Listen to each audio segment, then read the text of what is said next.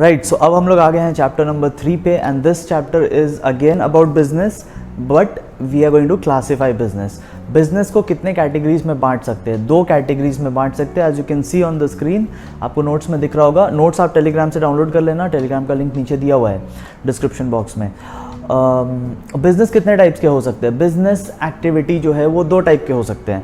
Either we can be doing industrial activity और we can be doing commercial activity. या तो हम industries में काम कर सकते हैं या कॉमर्स का काम कर सकते हैं। इंडस्ट्री किसको बोलते हैं? जहाँ पे गुड्स बनाया जाता है, जहाँ पे गुड्स एग्जिस्टेंस में लाया जाता है, उसको इंडस्ट्री बोलते हैं। और जहाँ बने बनाए गुड्स को एक जगह से दूसरी जगह हम लोग ट्रांसफ़र कर रहे हैं या बने बनाए गुड्स से डील कर रहे हैं, तो वो कमर्शियल एक्टिविटी है। जहाँ पे गुड्स ऑलरेडी बन चुका है, अब आप उसको लेके कुछ कमर्शियल एक्टिविटी कर रहे हैं, तो उसको कॉमर्स बोलेंगे। एंड जब गुड्स बना रहे हैं तो उसको हम लोग इंडस्ट्री बोलेंगे। तो अभी हम लोग इसी को आगे अच्छे से डील करते हैं। नाउ इंडस्ट्रीज कितने टाइप के हो सकते हैं? ठीक है, इंडस्ट्रीज कितने टाइप के हो सकते हैं? तो इंडस्ट्रीज बेसिकली अगर हम लोग नेचर ऑफ द गुड्स देखें, ठीक है, बेसिकली इंडस्ट्रीज को हम लोग 3 कैटेगरीज, ये रहा 3 कैटेगरीज में डिवाइड करके रख सकते हैं। कौन कौन से 3 कैटेगरीज? नंबर 1 आता है प्राइमरी, नंबर 2 आएगा सेकेंडरी एंड नंबर 3 आएगा tertiary. Primary, secondary, tertiary. Now primary किसको बोलेंगे? प्राइमरी उस इंडस्ट्री को बोलते हैं जो नेचुरल चीज़ों से डील करता है। ठीक है, primary industry is that industry, ध्यान से सुनते जाना, आपको बहुत जल्दी में हो जाएगा ये chapter. This is for commerce class 11, ठीक है, ISC। प्राइमरी किसको बोलते हैं? Primary is that industry which deals with natural goods. यहाँ पे नेचुरल गुड्स बनते हैं, एंड नेचुरल गुड्स 2 टाइप के हो सकते हैं। ठीक है, मतलब ये इंडस्ट्री 2 टाइप का हो सकता है, जेनेटिक भी हो सकता है एंड एक्सट्रैक्टिव भी हो सकता है। Now what is the basic difference between genetic and extractive? Genetic industry वो इंडस्ट्री होता है जो नेचुरल चीज़ों से तो डील करता है, बट नेचुरल में भी लिविंग ऑर्गेनिजम्स, लिविंग बींग्स से डील करता है। जैसे कि पोल्ट्री फार्म हो गया, फिशिंग का बिजनेस हो गया, कैटल रेयरिंग हो गया, मतलब आप जानवरों से और ऐसे चीज़ों से इन चीज़ों टाइप का बिजनेस कर रहे हैं जो नेचुरल है एंड लिविंग है। लेकिन अगर आप नेचुरल एंड नॉन लिविंग चीज़ों से डील करते हैं, आपका प्रोडक्ट नेचुरल है बट नॉन लिविंग है, जैसे कि कोल, जैसे कि ऑयल, जो ऑयल एक्सट्रैक्शन होता है, जैसे कि मिनरल्स, तो ये सब चीज़ नेचुरल है, कोल नेचुरल है, बट ये सब चीज़ नॉन लिविंग के कैटेगरी में आता है। ठीक है, तो ये लिविंग नॉन लिविंग ये सब बस आपको याद रखने के लिए है, आपको डिटेल में ऐसे ही लिखना पड़ेगा जैसे नोट्स में आंसर दिए हुए हैं। ठीक है, तो आपका जल्दी हो जाएगा। So this is primary industry. Primary industry एक बार रिवाइज कर लेते हैं। Primary industry is that industry which deals with natural resources. ठीक है, अब नेचुरल 2 टाइप के हो सकते हैं, either they can be living और नॉन लिविंग। अगर लिविंग है तो वो जेनेटिक इंडस्ट्री में आता है, नॉन लिविंग है तो वो एक्सट्रैक्टिव इंडस्ट्री में आता है। फिर हम लोग डिस्कस करते हैं सेकेंडरी इंडस्ट्री। अब सेकेंडरी इंडस्ट्री कौन सा हो जाएगा? यहाँ पे मैन मेड गुड्स होते हैं। ठीक है, यहाँ पे जो गुड्स होगा, प्राइमरी में जैसे नेचुरल होता था, यहाँ पे मैन मेड गुड्स होगा। अब मैन मेड गुड्स कितने टाइप के हो सकते हैं? ये भी 2 टाइप के हो सकते हैं। Man made goods can be also of 2 types. Number 1 movable and number 2 immovable. अगर गुड्स एक जगह से दूसरी जगह ले जाया जा सकता है, जैसे कि आपका फ़ोन, जैसे कि आपका लैपटॉप, जैसे कि आपके कार, जैसे कि आपकी बाइक, जैसे कि घर में रखा हुआ चेयर, टेबल, ये सब को आप एक जगह से दूसरी जगह ले जा सकते हैं। टीवी, फ्रिज, AC, ये सब एक जगह से दूसरी जगह मूवेबल है। तो अगर मैन मेड है एंड मूवेबल है तो फिर वो मैन्युफैक्चरिंग इंडस्ट्री का पार्ट है। मतलब हम लोग बोलेंगे कि ये मैन्युफैक्चरिंग इंडस्ट्री में बना था। लेकिन मैन मेड है और इमूवेबल है, इंसानों ने बनाया है और वो मूव नहीं कर सकता, जैसे कि बिल्डिंग, जैसे कि ब्रिज, जैसे कि रोड, जैसे कि रेलवे ट्रैक जिस पर ट्रेन चलता है, तो डैम, इसका कुछ और एग्जांपल है। बहुत बड़ा कोई वाटर टैंक, ठीक है, जो ज़मीन से अटैच्ड है, अर्थ से अटैच्ड कोई वाटर टैंक है। तो बहुत सारे ऐसे एग्जांपल्स हैं। तो अगर कुछ इस तरीके का चीज़ है जो बनाया इंसान ने है लेकिन वो मूव नहीं हो सकता, ठीक है, तो वो कंस्ट्रक्शन इंडस्ट्री का पार्ट हो जाएगा। तो इंडस्ट्री 2 होंगे मैन मेड वाले, प्राइमरी मतलब सेकेंडरी वाले 2 इंडस्ट्री होंगे, एक मैन्युफैक्चरिंग, एक कंस्ट्रक्शन। मैन्युफैक्चरिंग के कैटेगरी में उसको डालेंगे जो मूवेबल होता है, एंड कंस्ट्रक्शन के कैटेगरी में उसको डालेंगे जो इमूवेबल होता है। ठीक है, और लास्ट हमारा आ जाता है टर्शरी इंडस्ट्री। लास्ट पार्ट आ जाता है tertiary industry. Tertiary industry basically goods से डील नहीं करता, जैसे पहले दोनों वाले थे वो गुड्स से डील करते थे, एक नेचुरल एक मैन मेड। अभी वाला जो है वो गुड्स से डील नहीं करता, वो सर्विसेज से डील करता है। तो ऐसा इंडस्ट्री जो आपको सर्विस प्रोवाइड करता है, सर्विस मतलब जो इनटैंजिबल है, जो फिजिकल एग्जिस्टेंस जिसका नहीं है, जैसे कि टेलीकॉम इंडस्ट्री, जो आपको सिम कार्ड वाले लोग इंटरनेट सर्विस प्रोवाइड कर रहे हैं, तो जो इंटरनेट प्रोवाइड कर रहे हैं, internet is not something physical, ठीक है, तो वो सर्विस है, तो वो टर्शरी इंडस्ट्री का पार्ट हो जाएगा, ठीक है। Okay, based on the size भी हम लोग इंडस्ट्रीज को डिवाइड कर सकते हैं, माइक्रो, स्मॉल, मीडियम, लार्ज, ठीक है, माइक्रो, स्मॉल, मीडियम, लार्ज, ये साइज के ऊपर है, इसमें समझाने का कुछ नहीं, आपको बस साइज याद करना है, ठीक है। अप टू 25 लाख है तो माइक्रो, ठीक है। 25 लाख से अगर ज़्यादा है बट 5 करोड़ से कम है तो वो तुम्हारा स्मॉल के कैटेगरी में आ जाएगा।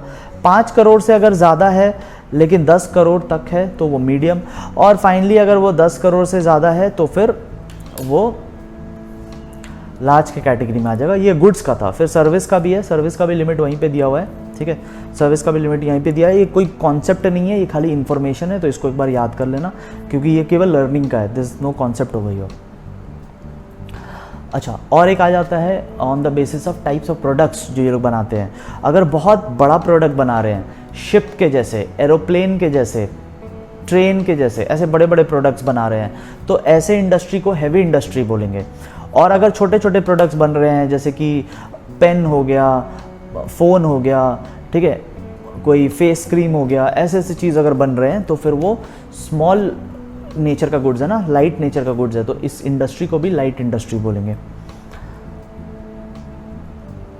अगला हम लोग ये देखने जा रहे हैं एक बहुत इंपॉर्टेंट पार्ट कि स्मॉल बिजनेसेस का क्या रोल है। देखो, आप अपने हिसाब से पॉज करके नोट से पढ़ते रहना, ठीक है, मेरा वीडियो पूरा 1 शॉट में चलेगा, इसका मतलब ये नहीं कि आप भी पूरा 1 शॉट में देखेंगे, ठीक है, आपको अपने हिसाब से ब्रेक लेना है। जैसे अभी मेरा एक पार्ट कंप्लीट हुआ तो आप थोड़ा पॉज कर लो, उसको नोट से पढ़ लो या बुक से पढ़ लो एंड देन फिर कंटिन्यू करो, ठीक है। I am recording this is in 1 shot, it does not means कि you also have to watch it in 1 shot, you have to take pause according to your capacity, ठीक है। कुछ लोग ज़्यादा देर एक बार में देख सकते हैं, कुछ लोगों को थोड़ा टाइम लगता है, तो आप अपने हिसाब से ब्रेक लेना, ठीक है।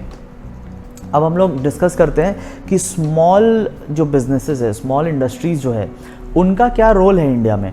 तो नंबर 1 रोल है उनका एम्प्लॉयमेंट जनरेशन, ठीक है, वो छोटे छोटे इंडस्ट्री बहुत सारे लोगों को जॉब दे देते हैं, तो नंबर 1 रोल उनका, या किसी भी बिजनेस का ही पार्ट होता है ना, इंडस्ट्री तो पार्ट ऑफ बिजनेस ही है, बिजनेस के 2 पार्ट है, इंडस्ट्री एंड कॉमर्स, तो जो बिजनेस का लगभग रोल था ना, वही सब रोल लगभग इंडस्ट्री का भी रहेगा, because industry is a part of business. तो पहला इसका रोल आता है एम्प्लॉयमेंट प्रोवाइड करना, जनता में एम्प्लॉयमेंट, पब्लिक में एम्प्लॉयमेंट प्रोवाइड करना, this is the first role. Second role आप देखेंगे तो बैलेंस्ड रीजनल डेवलपमेंट। देखो, जो छोटे छोटे इंडस्ट्री होते हैं, जनरली बड़े इंडस्ट्री बड़े शहरों में जाते हैं, छोटे इंडस्ट्री क्या करते हैं, गाँव में रहते हैं, बैकवर्ड एरियाज़ में रहते हैं, ठीक है, क्योंकि बड़े शहर में जाएंगे तो वहाँ पे ज़मीन का पैसा ज़्यादा, इलेक्ट्रिसिटी का पैसा ज़्यादा, लेबर वहाँ पे ज़्यादा खर्चा मांगता है, तो अफोर्ड नहीं कर पाएंगे। तो ये लोग ना पिछड़े इलाकों में रहते हैं, इंडिया के बैकवर्ड रीजन्स में रहते हैं, एंड छोटे इंडस्ट्री बैकवर्ड रीजन्स में रहेंगे तो बैकवर्ड रीजन भी डेवलप करेगा। तो बड़े रीजन्स तो ऑलरेडी डेवलप कर रहे हैं ड्यू टू बिग इंडस्ट्रीज, और छोटे रीजन्स भी डेवलप करेंगे, तो इंडिया का ना क्या होगा, बैलेंस्ड ग्रोथ होगा। छोटे इंडस्ट्री बैकवर्ड रीजन्स में है तो बैकवर्ड रीजन्स भी पीछे नहीं रहेगा, वो भी आगे बढ़ना शुरू होगा, तो पूरा इंडिया एक तरीके से आगे बढ़ना शुरू करेगा। नेक्स्ट आता है मोबिलाइजेशन ऑफ रिसोर्स। देखो, ये लोग ना रिसोर्स को यूज़ करते हैं, ठीक है, अगर ये लोग नहीं होते बैकवर्ड रीजन्स में, अगर ये लोग छोटे छोटे गांव में जाके बिजनेस नहीं करेंगे तो क्या होगा, उन एरियाज़ का रिसोर्स जो है अनयूटिलाइज्ड रह जाएगा। उन एरियाज़ के जो मिनरल्स है या जो ह्यूमन रिसोर्स है, जो लेबरर्स है वहाँ पे, वो सब अनयूटिलाइज्ड रह जाएंगे। तो ये लोग क्या करते हैं, बेसिकली मोबिलाइज करते, कलेक्ट करते हैं उन सब रिसोर्सेज को, एंड यूटिलाइजेशन करना शुरू करते हैं, ठीक है। इगैलिटेरियन सोसाइटी हम लोग उसको बोलते हैं जहाँ पे अमीर और गरीब का बीच का फासला कम होता है, ठीक है, इक्वालिटी को प्रमोट करता है। देखो, अमीर लोग तो वैसे ही अमीर बन रहे हैं बड़े जगह पे काम करके, अब जो गरीब लोग हैं उनको भी एक चांस मिलता है ऊपर उठने का, तो सोसाइटी मोर और लेस इगैलिटेरियन बन रहा है। एंड लास्ट पॉइंट आ जाता है feeder to small businesses, feeder to large businesses. ये लोग बड़े बिजनेस को खिलाते हैं, क्या खिलाते हैं, गुड्स देते हैं। बेसिकली जो छोटे बिजनेस होते हैं, छोटे बिजनेस वाले बड़े बिजनेस को कुछ सर्विस प्रोवाइड करते हैं। जैसे कि बहुत बड़ा कोई कार का कंपनी है, तो आपको क्या लगता है, कार का कंपनी अपने कार में सारे प्रोडक्ट्स अपने लगाता है क्या? नहीं, कार का कंपनी एसी किसी और से खरीदता है, म्यूजिक सिस्टम किसी और से खरीदता है, हो सकता है बैटरी वो किसी और से खरीदे, टायर्स वो किसी और से खरीदे। तो कार का कंपनी तो बड़ा कंपनी है, वो तो लार्ज इंडस्ट्री है, लेकिन उसमें जो पार्ट्स लगे हुए हैं वो छोटे छोटे इंडस्ट्रीज से लिए जाते हैं। तो छोटे छोटे इंडस्ट्रीज का क्या काम है, बड़े इंडस्ट्रीज को स्मॉल स्मॉल पार्ट्स प्रोवाइड करना। ठीक है, ओके।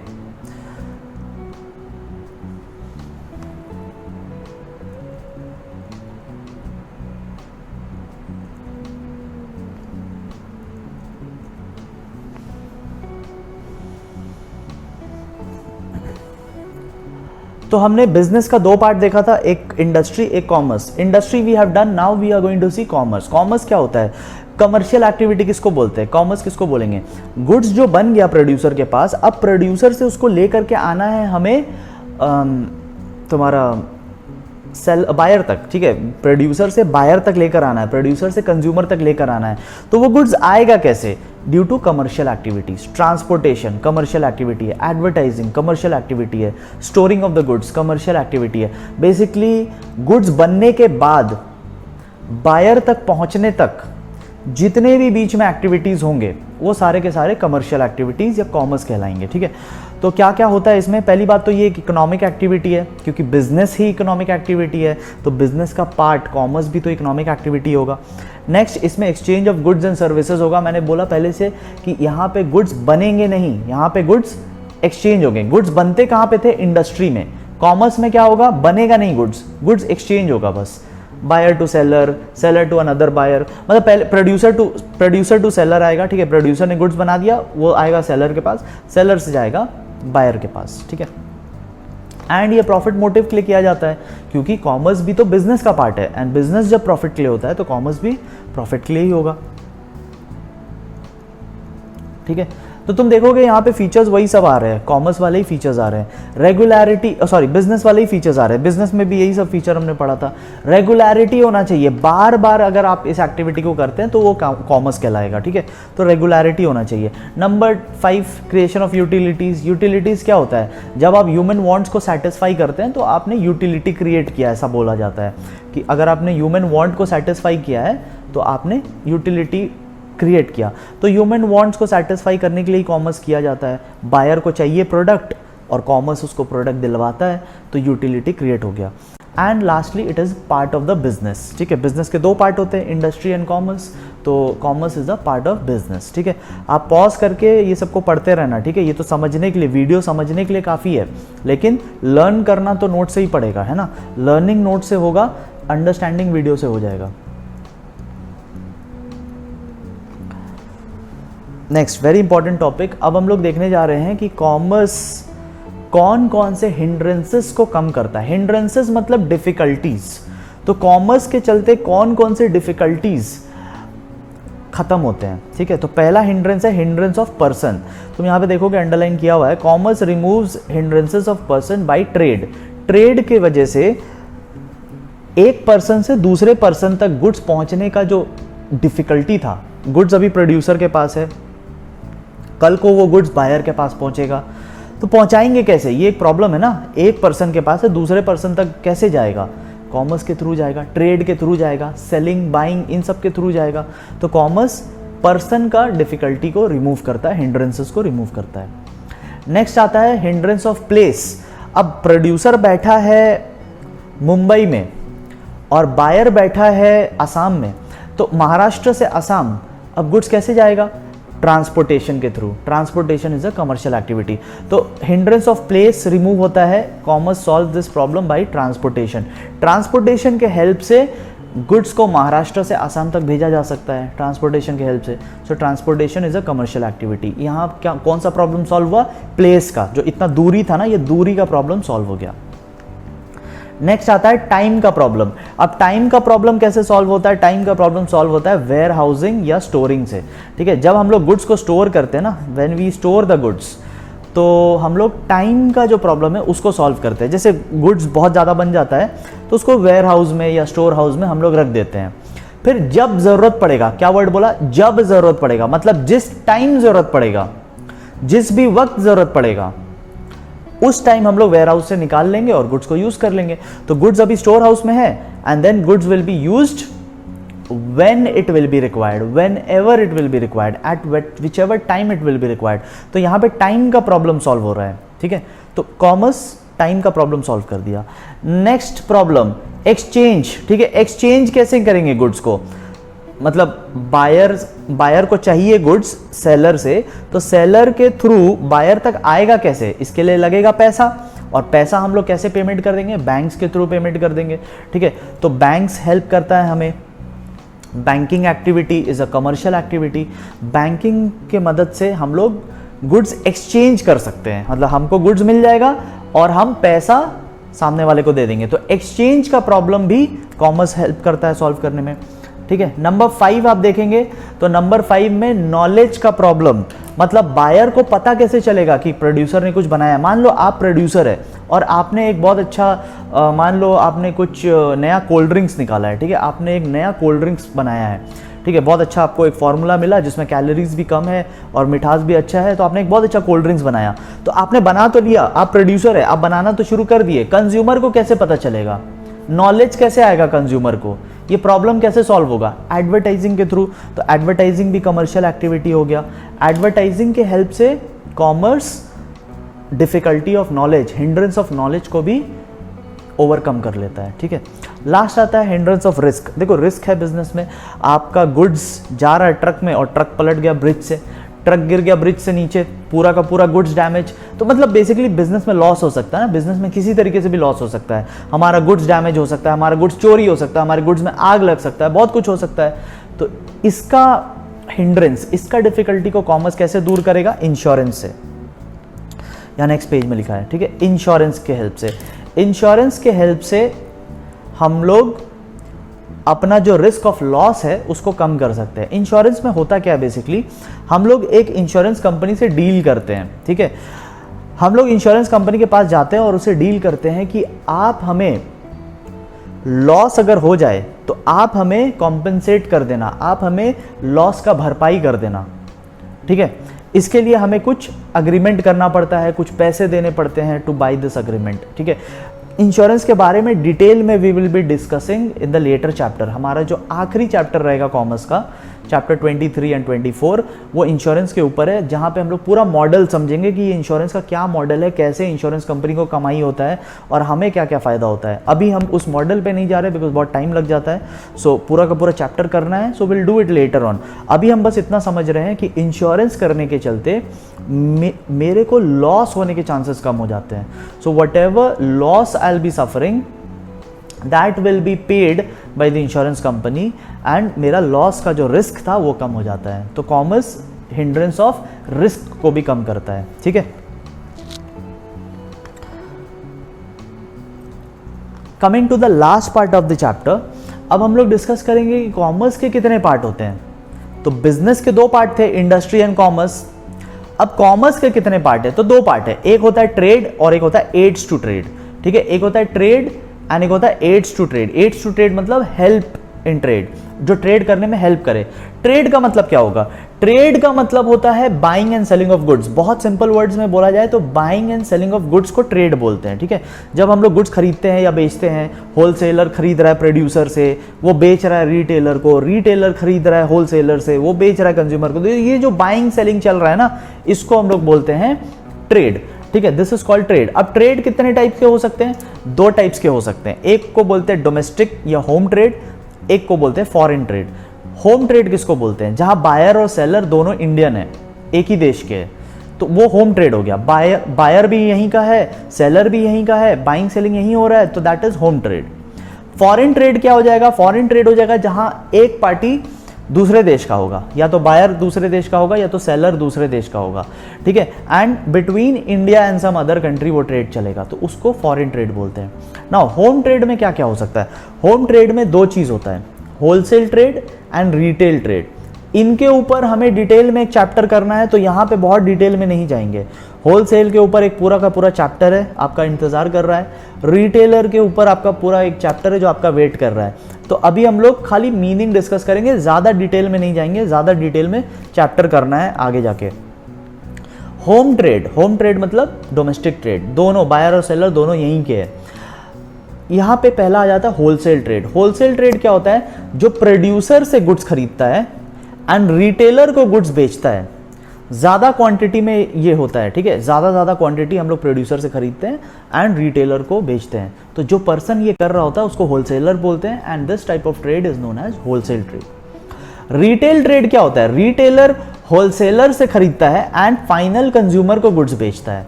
तो जो फाइनल कंज्यूमर को गुड्स बेच रहा है उसको रिटेलर बोलेंगे and this type of trade is called as retail trade, ठीक है। फिर आ जाता है फॉरेन ट्रेड। अब फॉरेन ट्रेड क्या होगा? जहां पे एक पार्टी कम से कम देश से बाहर वाला होगा, आइदर बायर या सेलर देश के बाहर से है, इसको बोलते हैं फॉरेन ट्रेड। फॉरेन ट्रेड कितने टाइप्स के हो जाएंगे? 3 टाइप्स के। इंपोर्ट, जब गुड्स बाहर देश से मंगाते हैं तो इंपोर्ट बोलते हैं। एक्सपोर्ट, जब गुड्स को बाहर देश में भेजते हैं तो उसको बोलते हैं export. And last entrepot. Entrepot क्या होता है? जब गुड्स बाहर देश से आता है और किसी और देश को बेचते हैं, मतलब we are buying from some other country and then we are selling it to some other country. जैसे मान लो एक छोटा सा एग्जांपल ले लेते हैं, जैसे भूटान है। भूटान एक स्मॉल कंट्री है एंड हम लोग पेट्रोल खरीदते हैं बाहर देश से। We buy crude oil from a foreign country. तो हम लोग बहुत ज़्यादा क्रूड ऑयल खरीद लेते हैं किसी और देश से। तो हमने क्या किया? परचेज किया फॉरेन कंट्री से एंड देन थोड़ा सा क्रूड ऑयल हमने भूटान को बेच दिया। Bhutan is a foreign country, हमने उसको बेच दिया। तो हमने खरीदा भी फॉरेन कंट्री से, बेचा भी फॉरेन कंट्री को। When we are buying and selling at the same time, buying from someone else and selling to someone else, तो इसको हम लोग बोलते हैं ऑन्ट्रीपोर्ट ट्रेड, ठीक है। This is called entrepot. तो import just buying, export just selling, entrepot buying and selling, ठीक है।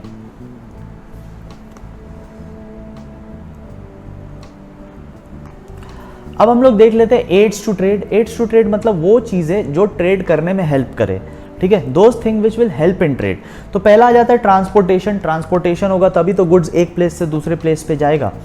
फिर आता है वेयर हाउसिंग। वेयर हाउसिंग मतलब गुड्स को स्टोर करना। स्टोर क्यों करते हैं? ताकि जिस वक्त गुड्स लगे तब निकाल लेंगे। अभी गुड्स का जरूरत नहीं है तो अभी स्टोर करके रख लो, जब लगेगा तब निकालेंगे, ठीक है। Insurance, as I told you, insurance क्या होता है? एक ऐसा अग्रीमेंट होता है जहां इंश्योरेंस कंपनी हमें पेमेंट करेगा अगर हमारा नुकसान हो जाए। तो वो पेमेंट क्यों करेगा, उसको क्या फ़ायदा, ये सब इंश्योरेंस चैप्टर में देखेंगे, अभी यहाँ पे नहीं डिस्कस कर रहे हैं। बस इतना समझ लो कि वो आपको पेमेंट करेगा, इसके लिए एक अग्रीमेंट होता है, इसके लिए आपको पैसे भी देने पड़ते हैं उसको, ठीक है, कुछ चार्जेस देने पड़ते हैं two by this contract and बाद में फिर आपको लॉस होगा तो वो आपको पेमेंट करेंगे। तो इसको बोलते हैं इंश्योरेंस। बैंकिंग एंड फाइनेंस, ये आपको ट्रेड करने में हेल्प करते हैं क्योंकि आप इससे पेमेंट कर सकते हो, सामने वाले पार्टी को पेमेंट कर सकते हैं बैंक के थ्रू। प्लस आप लोन भी ले सकते हैं अगर आपको कोई महंगा चीज़ खरीदना है, जैसे घर खरीदना है या कार खरीदना है, तो ऐसी चीज़ें जब खरीदनी होती है तो हमें कभी कभी लोन लेना पड़ता है, तो बैंक से लोन भी ले सकते हैं। एडवर्टाइजिंग एंड पब्लिसिटी, कंज्यूमर को नॉलेज कैसे मिलेगा कि आपने गुड्स कौन सा बनाया है?